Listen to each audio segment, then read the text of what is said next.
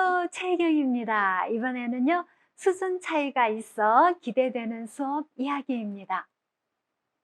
일반 학급에서 예상되는 모습을 말씀을 드릴 텐데요. 6학년 문제입니다. 수수깡 5분의 2m의 무게가 2와 3분의 2g입니다. 이 수수깡 1m의 무게를 구하시오. 자, 이렇게 문제를 해결하게 하면 어, 식을 어떻게 써야 되는지 이미 알고서 무게를 1m의 무게를 구하는 거라서 무게가 나누어지는 수, 그리고 길이는 나누는 수가 되게 식을 세우면 되겠다. 이유까지 생각하면서 식을 세우는 학생이 있고요. 이미 식까지 세우고 암산으로 후딱 한 친구. 그런데 그 옆에 있는 친구는 전혀 모르나 봐요. 그림을 그리고 있는 아이도 있죠. 그리고 그 옆에 있는 친구는 식도 세우고 우리가 일반적으로 대분수가 있으면 가분수로 고쳐서 계산하는 방법대로 잘하고 있네요. 그런데 그 옆에 있는 학생은 "어이쿠 식이 반대로 돼 있어요." 이렇게 하고 있는 학생, 아니면 식을 어떻게 세워야 될지도 모르고 그냥 아직 마냥 앉아 있는 학생, 이런 모습들을 우리는 보게 됩니다. 그러면 우리는 수준 차이가 나서 수업하기가 너무 힘들다라고 생각을 하죠. 그렇지만 이제 누구에 맞추기가 힘드니까 우리는 중간 수준에 맞춰서 수업을 하게 됩니다. 그렇게 되면 중간 수준에 있던 아이들은 알고 있는 대로 풀기도 하고 또 새로운 걸 알게 되면 좋아하게 되겠죠. 그 모습을 보면 우리는 보람을 느끼고요. 반면에 느린 아이들은 "아 모르겠다. 수학이 너무 싫어." 이러고 있습니다. 그럼 우리가 도와줘야 되겠잖아요. 그래서 이 친구를 도와주다 보면 다른 아이들은 "어떡하지?" 그러다가 "다음에 또 한 번 더 보자." 그렇게 되고요. 이런 아이들뿐만 아니라 앞서가는 아이, 지루하다고 그러고 있어요." 그러면 가서 달래입니다. "조금만 더 기다려 줘." 그리고 아니면 새로운 걸 물으면 다른 아이들을 보면 별로 필요 없을 것 같아요. 그러면 어떻게 하는가 하면 "그건 나중에 공부해 보자." 자, 이런 말들을 하게 되면은요, 수준 차이가 나는데 그 수준에 맞게 도와주지 못하니까 우리는 마음이 너무 힘들거든요. 그죠? 그래서 힘들어서 우리가 원하는 게 있다면 '수준 차이가 비슷한 학생들끼리 수업을 하면 어떨까?' 이런 생각을 하게 됩니다. 그런데 자, 이 선생님은 영재 학급이신데요. 수준 차이가 너무 나서 수업하기가 힘들대요. 아니 영재들만 모아 놨는데 아니래요. 영재들도 수준 차이가 많이 나서 수업하기가 힘드시대요. 그다음에 또 인제 느린 아이들을 도와주기 위해서 만든 학급의 선생님들도 그 학생들도 수준 차이가 너무 난대요. 예, 그래서 수업하기가 힘드시다 그러네요. 그러니까 우리는 두 명만 있어도 수준 차이가 나는 건 당연하잖아요. 그쵸? 이렇게 수준 차이가 당연한 수업은 어떻게 할까? 그냥 평범하게 하시면은 돼요.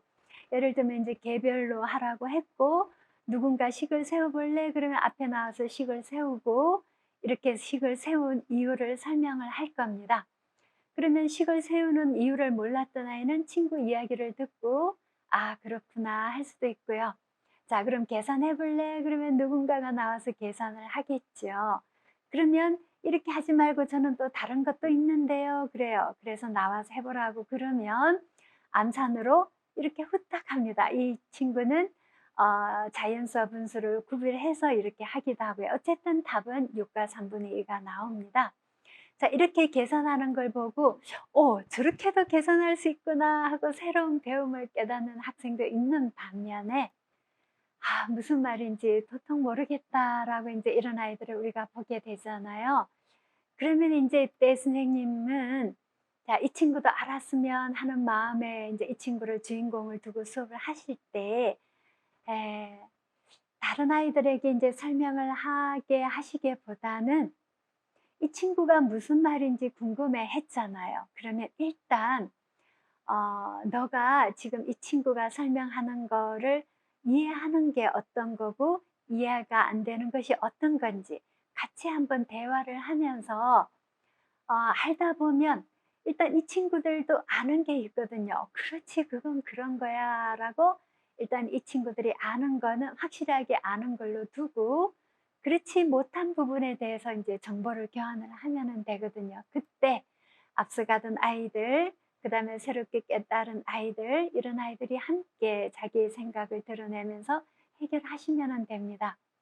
그러면 이제 말은 이렇게 하지만 실은 끝까지 이해 못할 수도 있어요. 아니면 알고 있는 학생들이 계속 설명을 하다 보면 지루할 것도 같고요. 예, 그래도 상관이 없다는 걸 말씀드리고 싶습니다. 자, 이런 수업을 이제 하고 난 다음에 학생들에게 받은 소감을 보시면 아실 텐데요. 꽤 오래된 이야기의 편지가 있어서 소개를 드리고자 합니다. 여기에 보시니까 잘 이해가 안 되고 어려운 부분도 있었지만, 네, 우리 반 친구들이 이해를 하게 만들어줘서 수학 수업이 훨씬 재밌었다고 그러잖아요. 그쵸? 예. 그런데 반면에 또 이 아이들에게 이제 설명을 하다 보면 조금 짜증도 났나 봐요. 그렇지만 학생 스스로 하는 공부가 너무 재밌다고 그럽니다. 그러면 왜 이런 학생 스스로 하는 공부가 재밌다고 하는가 하면 여기 한번 보실래요? 다른 평소 수학 시간처럼 선생님이 친구들을 이해시키는 것과는 달리 우리들이 친구들을 이해시킴으로써 내가 친구를 이해시킬 만큼 정말로 이해했는가라는 생각도 들게 되고 몰랐던 부분도 알게 되어서 좋았다고 그러잖아요. 그죠? 이런 부분들이 정말 학생들 스스로 공부하는 거거든요.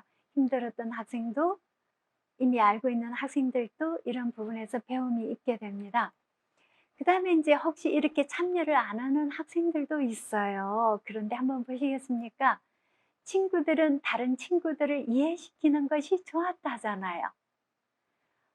그런 이야기를 들으면서 여러 가지 푸는 방법이 있어서 더 많은 것을 알게 되었다. 그러니까 이 친구는 대화에 참여는 하지 않았지만 적극적으로 듣고 있었던 학생.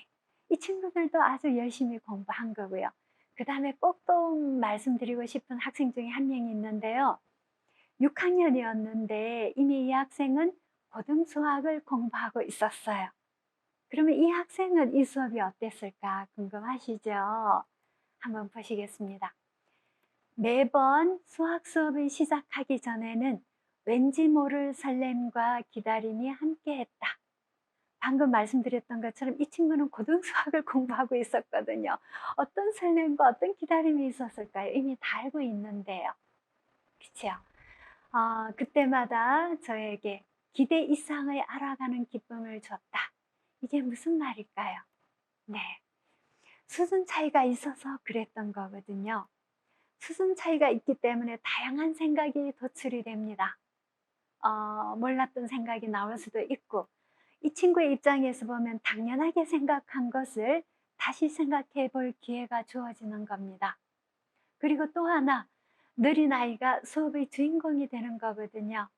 모른다고 했을 때 모든 아이가 그 친구가 이해하기를 기다리며 도와주며 수업을 하게 됩니다. 절대로 느린 아이가 수업에서 소외되지 않는다는 거예요. 그러면 이 친구들만 주인공이 되는가? 그렇지도 않아요. 앞서가는 아이들도 뭔가 알고 싶고 궁금하겠죠. 그러면 거기에 해결을 하게 되면 앞서가는 아이들 몇 명만 참여를 하게 돼요. 그러면 느린 아이들은 어떡하나? 괜찮아요. 어, 비록 이해는 되지 않지만 진심으로 응원하는 걸 볼 수가 있어요. 예를 들면 어떤 시간에 앞서 나가는 질문만 해결하고 있으면 이 친구들은 전혀 참여를 못해요.